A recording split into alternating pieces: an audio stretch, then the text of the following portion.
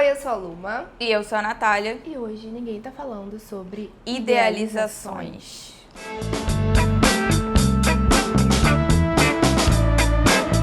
Uma coisa engraçada é que toda vez que eu falo o título do episódio, eu dou uma piscadinha assim, uma coisa meio... Eu vou fechando o olho. Eu sou ao contrário, eu fico tipo, idealização. Eu vou dando um... Quer dizer, eu não sei, agora eu não sei. Eu fico tentando fazer um olhar sedutor e quando eu vejo eu fecho o olho. Mas enfim, a questão é, a gente tá com 25 anos agora, as duas apresentadoras desse podcast, as duas divas que vos falam. Isso significa que 10 anos atrás nós estávamos debutando. Sim. Nós éramos pequenas debutantes.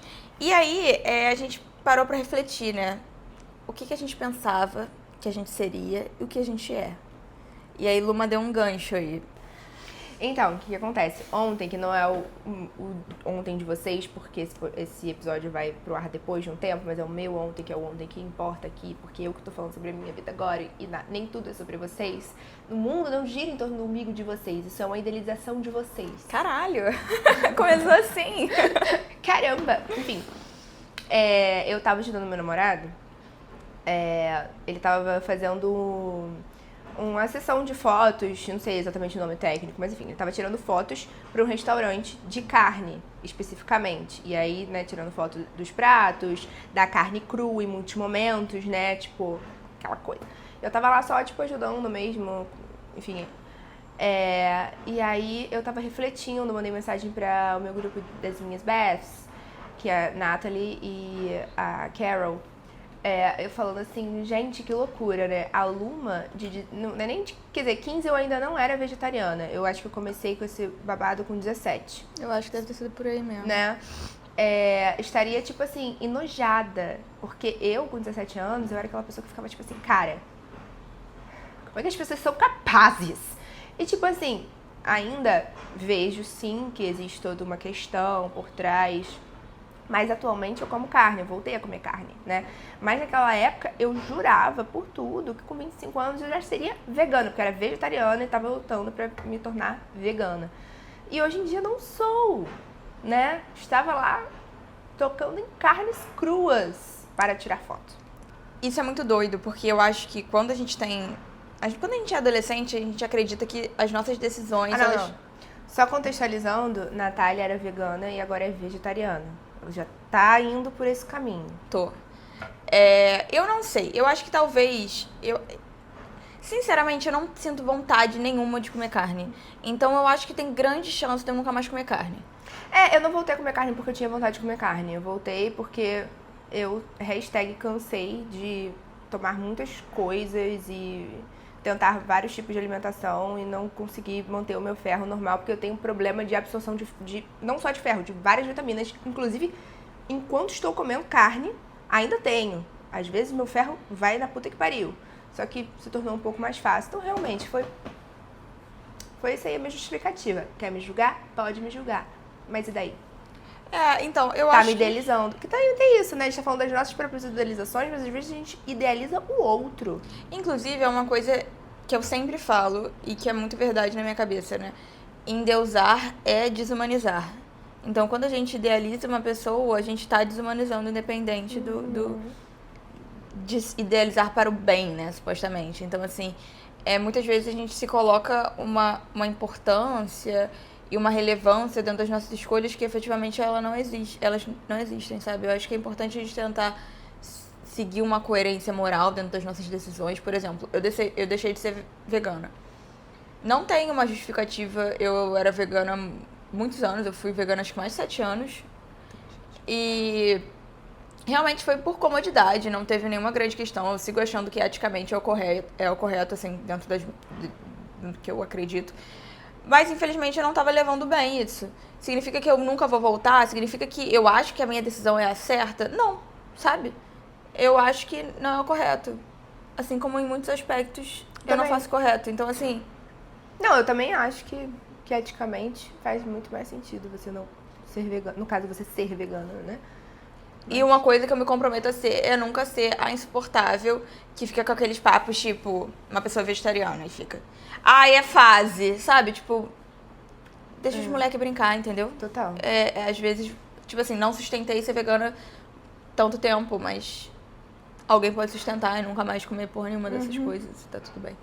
Mas dentro das minhas idealizações, assim, de uns 10 anos atrás, eu nem pensava ainda em veganismo, nem em vegetarianismo, eu acho, né? Bom, não lembro exatamente. Eu virei vegetariana acho que com 16 anos, se eu não me engano. Mas eu tinha muito essa idealização de como eu estaria. Não sei, eu imaginava que eu já estaria morando sozinha. E isso era uma grande questão. Então, acredito que a Natália de 15 anos ia olhar pra Natália agora e ia ficar, tipo, só vagabunda do caralho. Não foi isso que eu pedi. Não foi isso que eu pedi. Ela ia ficar meio chateada, eu acho. Por outro lado, eu acho que eu segui um caminho de independência intelectual que eu não imaginei que eu fosse seguir.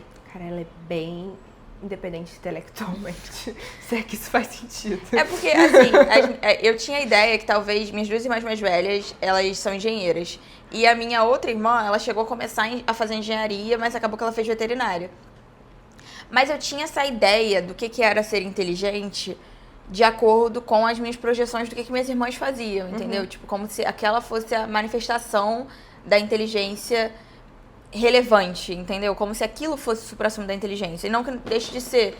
Mas eu segui por um outro caminho e ter descoberto uma vocação, ou eu não acredito tanto em vocação, mas é uma aptidão dentro de uma área diferente daquela que as minhas irmãs seguem, foi meio que um rompimento com a minha idealização, mas ao mesmo tempo me gerou um senso de independência, de trilhar um caminho muito diferente daqueles que foram trilhados pelas outras pessoas da minha família como um todo, assim. Não só de não ter feito engenharia, como estudar coisas que eu sei que as pessoas da minha família não estudam e me interessar por tópicos que eu sei que não são interessantes para outras pessoas da minha família, porque elas estão interessadas em outros tópicos que eu não tenho nenhum conhecimento. Então, esse rompimento foi bom, porque finalmente eu rompi com a comparação, entendeu? Porque eu não tenho mais dentro da minha família quem me comparar. Isso foi uma coisa muito inédita, porque eu sempre me comparei muito. Cara, a sua história é muito parecida com a da Ju. Muito questão. Mas, tipo assim, realmente, isso foi um processo importante pra você, né? Porque você se comparava muito mesmo.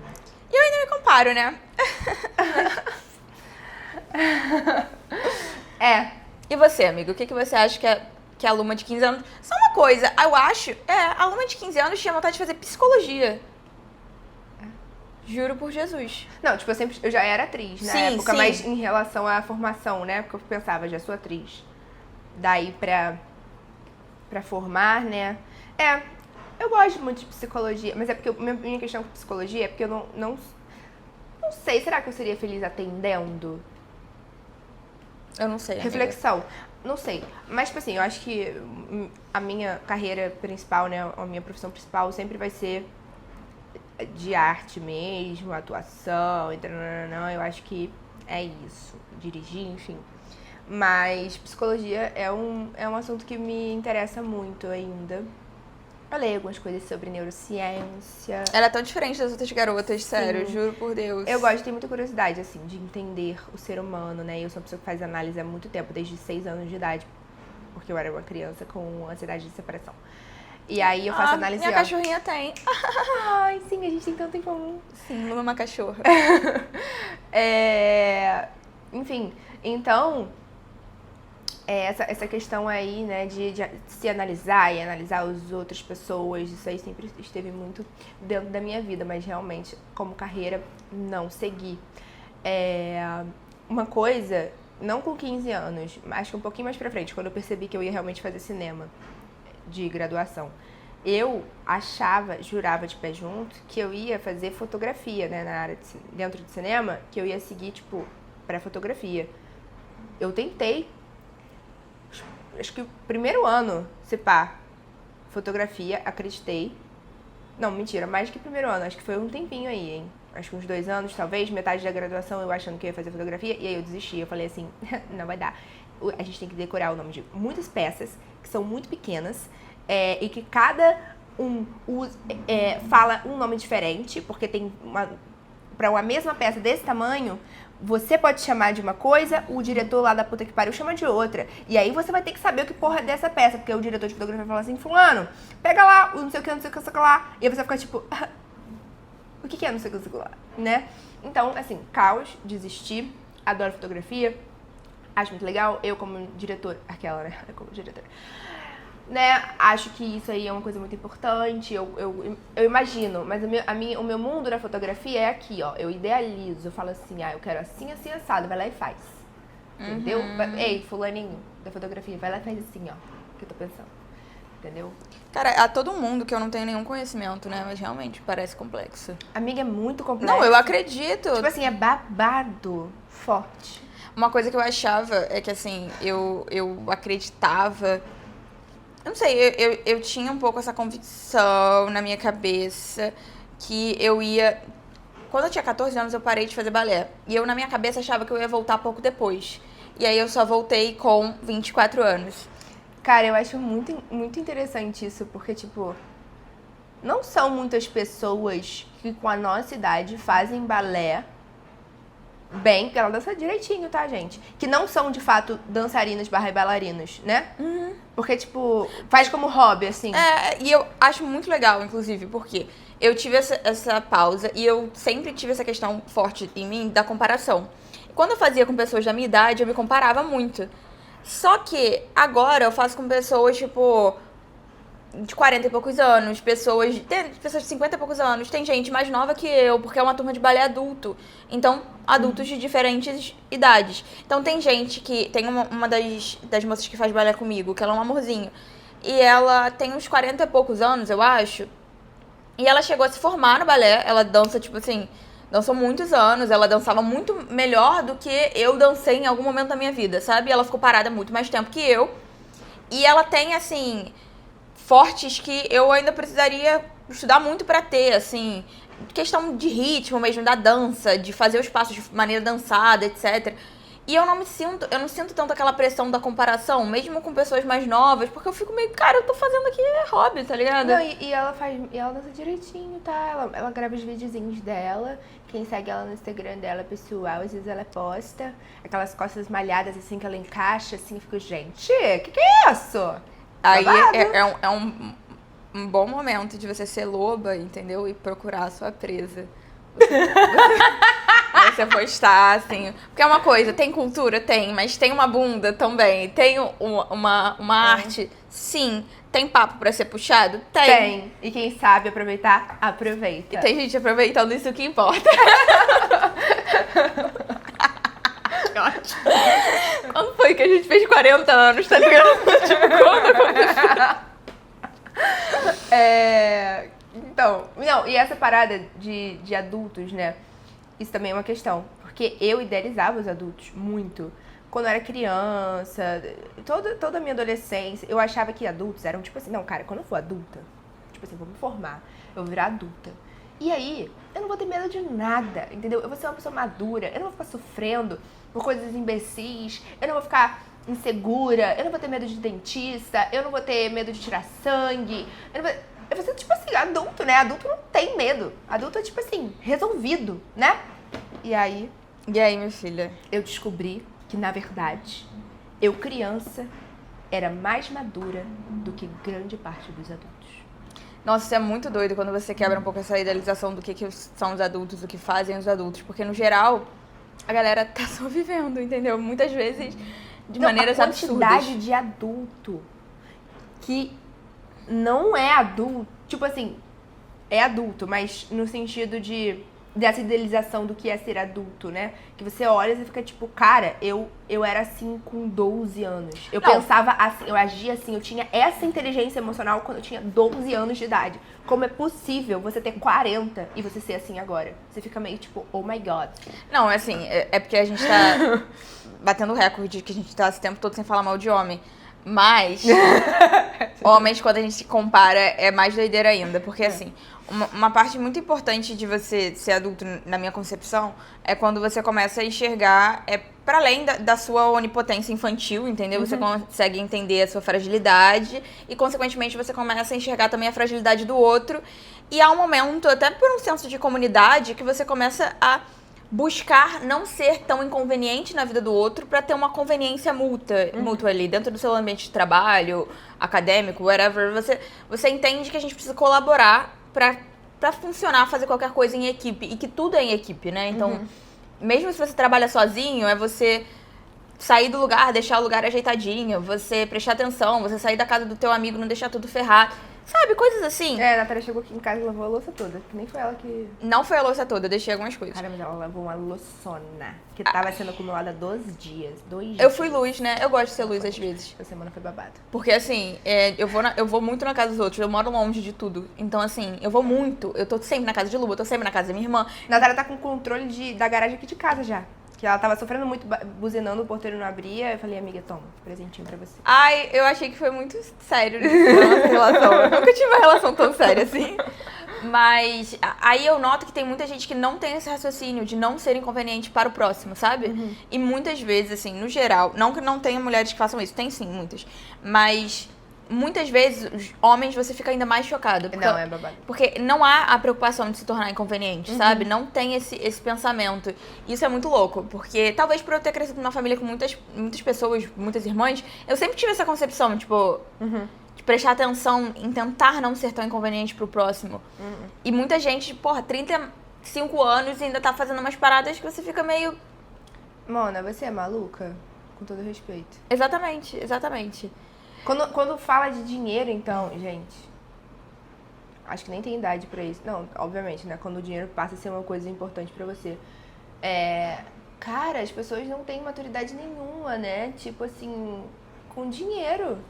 Tipo, de pedir emprestado, de emprestar, de ser inconveniente pedindo ou não gostando quando alguém diz não. A gente não aprende, né, no colégio a gerir o dinheiro. Isso é uma coisa importante. Eu tenho minhas ressalvas sobre esse negócio de aprender no colégio a gerir o dinheiro.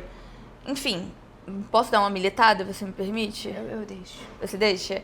É porque tem muito esse papo, assim, eu acredito que é sim importante a gente aprender a gerir o nosso dinheiro, com toda certeza. Mas eu acho que muitas vezes esse papo de a gente era pra aprender na escola vem de um lugar meio de a gente era pra estar destinando recursos públicos, ao invés de a gente aprender outras matérias que são muito importantes, a gente aprender a gerir um dinheiro, sendo que na esmagadora maioria das vezes o problema não é a gestão financeira, e sim o fato das pessoas receberem tão mal que elas não conseguem administrar o próprio dinheiro. Por exemplo, uma pessoa dentro de uma escola pública, né? Porque a maior parte das pessoas vai pra escola pública. Aí você ter em vez de estar formando essas pessoas em alguma matéria específica, né, sei lá, geografia, história, whatever, e, sei lá, filosofia e sociologia que estão sempre saindo da grade, bota uma educação financeira pra você falar um bando de falácias sobre como administrar seu salário mínimo que nunca vai dar pra pagar tudo no final do mês. Porque... Cara, eu tô me sentindo menos agora pelo meu comentário. Não, amiga, mas é um questionamento que eu tenho, entendeu? Eu não tô falando que não seja importante, mas será que isso seria uma questão... dentro da escola particular, entendeu? Tipo, a galerinha da escola particular vai ter dinheiro no final das contas, entendeu? Tipo, pode não ser rico, não vai ser rico, mas tá entendendo? Então eu fico meio assim, educação financeira? Mas sim, as pessoas têm muito isso com dinheiro. Não, e tipo assim, educação financeira, eu já tive eu acho que teve um dia que eu me estressei muito com o professor, que resolveu um dia, era um professor de matemática substituto, assim, no ensino médio. E aí... ele resolveu, nesse dia que ele tava lá, falou assim, gente, vou dar uma aula aqui de educação financeira. Ele deu uma aula que eu fiquei muito puta. Tipo assim, eu fiquei muito puta com ele, porque ele falou umas coisas que batiam muito nisso. Eu ficava tipo assim, tá, mas e se a pessoa só não tiver R$500 pra guardar? Aí ele ficava meio tipo assim, não, mas eu ficava tipo assim, mas acho que não. E aí, tipo, realmente, né, a gente teria que pensar como que seria essa educação financeira, né? Talvez não passasse por aí necessariamente em relação a gerir, né? Mas, enfim, não sei. Militamos. Realmente. Militamos.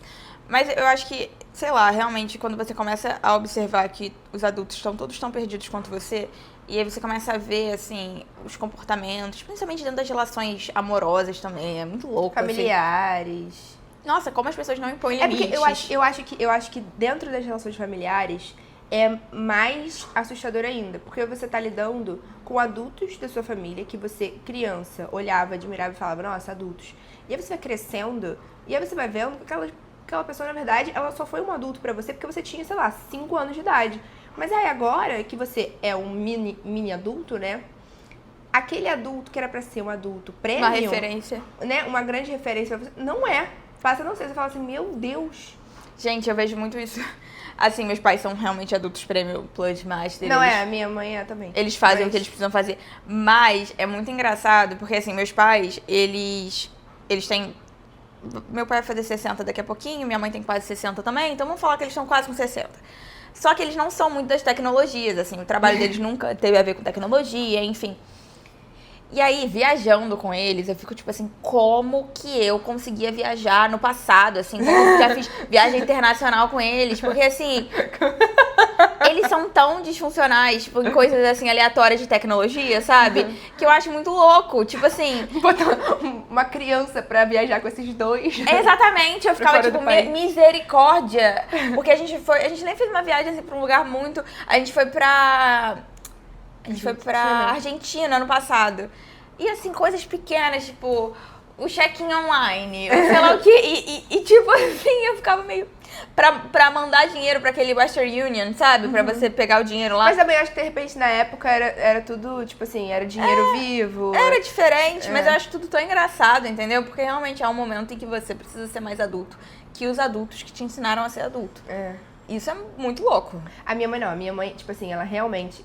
Eu acho que a minha mãe tem a capacidade de tudo, atualmente. Ela é um pouco mais jovem também. Mas é pouca coisa. Pouca acho que tem a ver com a coisa. vivência também. Até o ramo de trabalho dela. Enfim. Minha mãe trabalha mais com computador, enfim. Acho que tem a ver.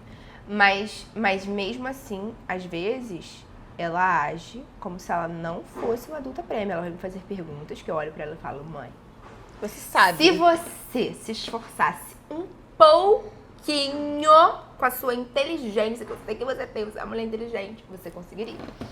Entendeu? Às vezes mudar um canal, eu falo, mãe, você é minha avó? Que minha avó eu entendo. Agora, a senhora, toma vergonha na cara. Eu fico assim, aí minha mãe não gosta, mas quando ela faz umas perguntas assim, eu fico meio...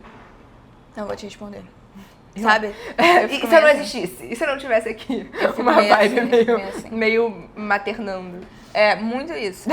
Com a minha avó, eu dei uma lacrada, assim, esses dias, que eu não convivo tanto, mas ela tava falando alguma coisa sobre, não, porque eu tenho que ter minha independência e sei lá o quê. E aí eu fiquei, vó, mas você tomou seu remédio? Ai, não, daqui a pouco eu tomo.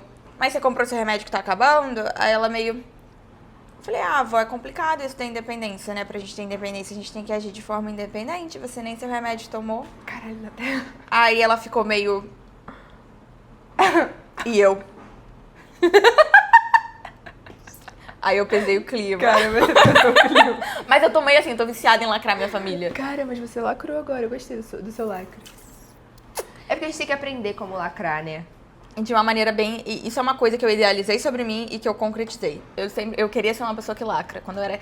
Com 15 anos eu já tava pensando... Ela escolheu a advocacia, não foi por acaso. Eu queria lacrar. Eu queria argumentar com as pessoas e quebrar as pessoas no argumento, entendeu? Deixar todo mundo de xereca. E eu sinto que é uma coisa que eu faço muito bem. Você é uma inspiração pra mim. Eu olho pra você e falo, cara, eu quero ser que nem ela. Você também é uma inspiração pra mim. A gente bem Cintia Erivo e Ariana Grande. Não, mas assim, eu acho que isso de lacrar os outros é uma coisa que eu trabalhei muito na minha vida e graças a eu mesma eu consigo hoje em dia. Sim. Mas eu tinha uma outra idealização de como eu ia estar assim, em vida amorosa hoje em dia. E eu não tô curtindo a maneira que estamos vivendo. Mas vai melhorar. Deixa eu ver. Não, agora eu tô bem, graças a Deus, com meu namorado. Mas algumas coisas, por exemplo, algumas concepções, né, que a gente tinha antigamente, por exemplo, a gente via traição como se fosse, tipo assim, cara, a pior coisa que pode acontecer dentro de um relacionamento. E claramente não é, né? Não. Tem muitas coisas piores que podem acontecer. E eu não tô nem falando de, tipo, violência, relacionamento abusivo. Não tô isso nem aí não é disso. discutível, Eu não tô nem discutindo isso. Eu tô falando de, tipo assim, de dentro ali da relação, tipos de discussões e problemas que podem acontecer, que são muito mais determinantes atualmente pra gente, na nossa visão. Traição, vou falar por mim, mas acredito que a Natália compartilha da mesma visão, porque a gente compartilha uma parte do cérebro que é a mesma. Que traição, dependendo muito do caso, é claro que existem casos que você olha e fala, filha da putagem, não tem como a gente, né, tá defendendo. Mas isso geralmente vai estar atrelado a outros comportamentos que aquela pessoa já ali vai ter. Agora, tá tudo bem. E aí houve uma traição. Vamos conversar? Eu não me vejo, tipo assim, me descabelando, tipo... Cara, porque depende tipo assim, muito cara, do como tá contexto. entendendo? É uma coisa que eu sempre falo, é porque mais importante do que o que aconteceu é o que você faz com o que aconteceu. Exato. Então, assim, eu acho que eu não conseguiria trair não. Eu não conseguiria perdoar uma traição se fosse, assim, uma coisa recorrente, se fosse uma grande mentira que você me ocultou. Agora, um evento específico, tendo transparência de vir falar, sei lá, eu acho que dentro de uma relação a honestidade é mais importante pra mim do que a exclusividade, entende? Sim, é. Então depende muito do que a pessoa faz com aquela quebra de confiança. Mas assim, é isso. Mas eu fico refletindo muito sobre isso, porque eu nunca traí. E aí, mesmo assim, eu consigo hoje em dia raciocinar e entender que é mais complexo do que... complexo. Não sei. Mas Complexo. é uma coisa que a gente tinha uma visão idealizada do amor que realmente já não nos cabe. Não acho que a Manu City devia voltar com eles por causa da Não, traição. Porque ali aquilo dali é caratismo. Que eles tinham um namoro santo. O que é isso? É outra coisa isso daí. Estamos com o Manu City nas trincheiras, tá É bom? outra coisa aí. Mas tem casos e casos. E a gente vai passar pano pros casos que precisar passar pano. Exato. Ainda mais quando são mulheres que estão traindo. Ai, se você traiu... Se a mulher traiu, ela tem uma questão ali. Ela tem um conceito por trás. Vamos tentar entender aí, tá? Não vamos ficar criando... Vamos né? passar um paninho? Vamos? Vamos. Depois... Vamos primeiro... A mulher, quando ela trai, a gente assume que ela é inocente. Até que se prove o contrário. O homem, quando trai, ele já pode ir pra cadeia até que se prove o contrário. A gente pensa assim. Falando em cadeia, né? Ai, como será que ele tava idealizando o futuro dele na política? Será que ele vai... Poxa, ele não vai conseguir ouvir nossos episódios agora que ele tá preso. Mas será que ele não consegue o mimo? Não sei. Lá dentro. Bolsonaro, se você estiver ouvindo a gente de dentro da cadeia, um beijo pra você. Então é isso, gente. Ninguém tá falando sobre isso. Segue a gente no Instagram e no TikTok, @ninguém tá falando. Comenta, curte, compartilha. Pode falar mal, pode falar bem. Um beijo pra Emily, beijo pro Johnny, beijo pra Evelyn. Que a Evelyn da outra vez ficou com ciúme, que a gente mandou beijo. Mandou beijo pra ela. Beijo, Evelyn. Beijo pro João Mendes, que também compartilha muitas coisas pra gente. Beijo pro Lucas, que meu namorado te ama. Beijo pra Clara, Maria Clara e Pedro. Maria Clara e Pedro. Nós chamamos. E é isso aí, gente. YouTube, Spotify, estamos aí. Ninguém tá falando sobre isso. Beijo.